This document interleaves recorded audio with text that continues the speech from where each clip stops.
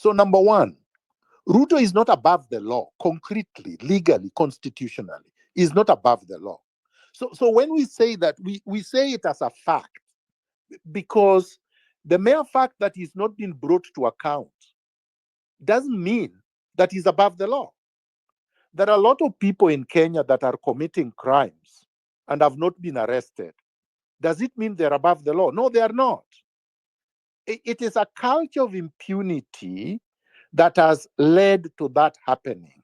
But if tomorrow we have a different uh, political dispensation, those people can be arrested and they can be prosecuted and convicted, and actually they can go to jail. So there is nothing legal or constitutional that protects them from accountability. That's different from saying it has not happened. The fact that something has not happened doesn't mean it cannot happen. So there is a distinction there, and we have to be careful. We cannot perpetuate this myth that the president is above the law, even though we know that constitutionally is not. Because the moment you do that, people actually may believe it. And if you believe it, then nothing will change. So then, what is it that you're offering? Because you could end up just being a cynic and then perpetuating the very thing that you think you are opposing by making people believe that they can't effect any change. And my point is, we can. Number one, because the Constitution authorizes us to, empowers us to. And number two, because there is no law and constitution that protects this guy and gives him immunity against all prosecution or accountability. So we must continue to tell Kenyans that Ruto is not above the law, so that they know they have the power to bring into account. That's very, very important. Also, I have a problem with this. I call it a myth because that's what it is. That because we have had a bad history of atrocities, of abuse, of presidents behaving as if they are gods, they are emperors, that is the way things will remain forever. Why do we say that? I mean, if that was the case, the British also would never have left. There are people like you who are there then who say these people are too powerful, we cannot defeat them, we better just surrender. And we would still be under the British colonial rule. But we are not actually in many aspects. So, no, there are those who told us when I was younger that no, we could not stop Moi, we could not remove Moi, we could not repeal Section 2A, which made Kenya de jure one party state. But we were able to. It doesn't matter that it took us 24 years. It doesn't matter that in the process so many people died. The fact is, it came to an end.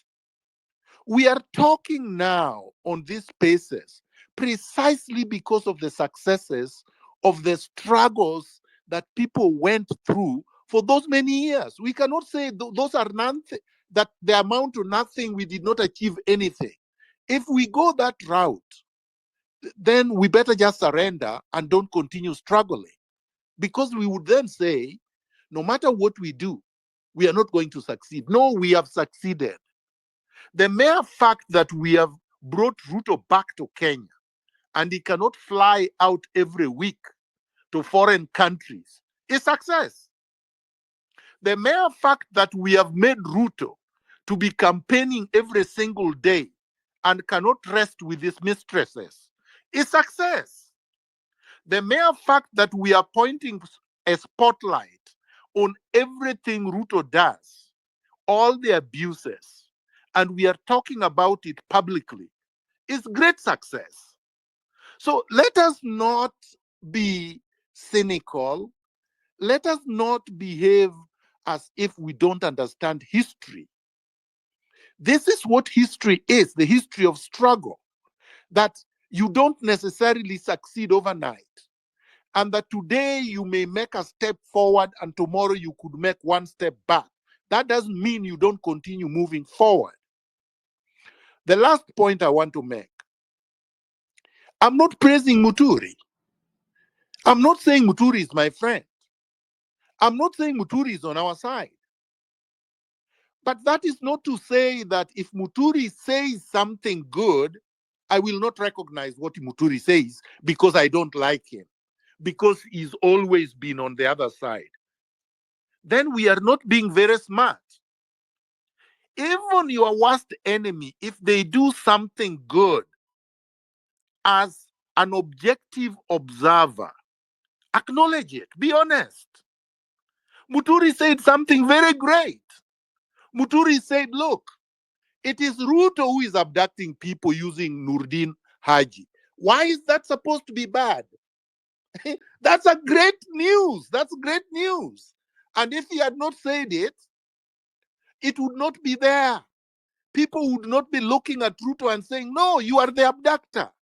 Ruto would continue to say, I don't know who is abducting Kenyans. The police are not involved.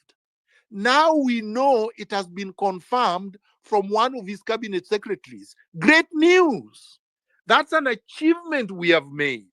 Let us not reject achievements we have made. If Rigathi Gachagua fights with Ruto and they're killing each other, that's good for us because they are weakening themselves. It's good for the struggle. We have to be real revolutionaries who understand the tactics and strategies of revolution. The work of a revolutionary is to weaken their enemies so that we can succeed, and to be able to analyze correctly and be able to take the gains when we have them. We would be completely backward and retrogressive that every time someone leaves the other side to join us, we tell him, go back. That is according to what rule of revolution? The rule of a revolutionary, even if you see everywhere there have been a struggle, Afghanistan, the Taliban, and I'm not calling them revolutionaries, but they were fighting against the American imperialism. When the other side was surrendering, were they telling them, no, go back, fight us? No, they are taking their weapons and they're telling them, now you are civilians, welcome. They come here. When you go anywhere in a struggle and soldiers from the other side are coming to join you, they're putting the red flag, the white flag up with their hands. You don't reject them.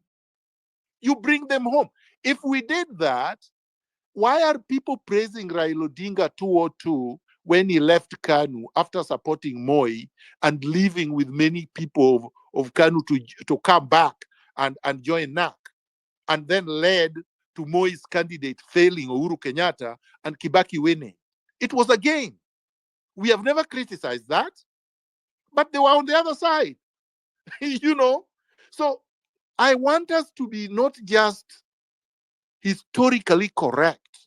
I want us to be honest, and I want us to be intelligent, and I want us to be strategic.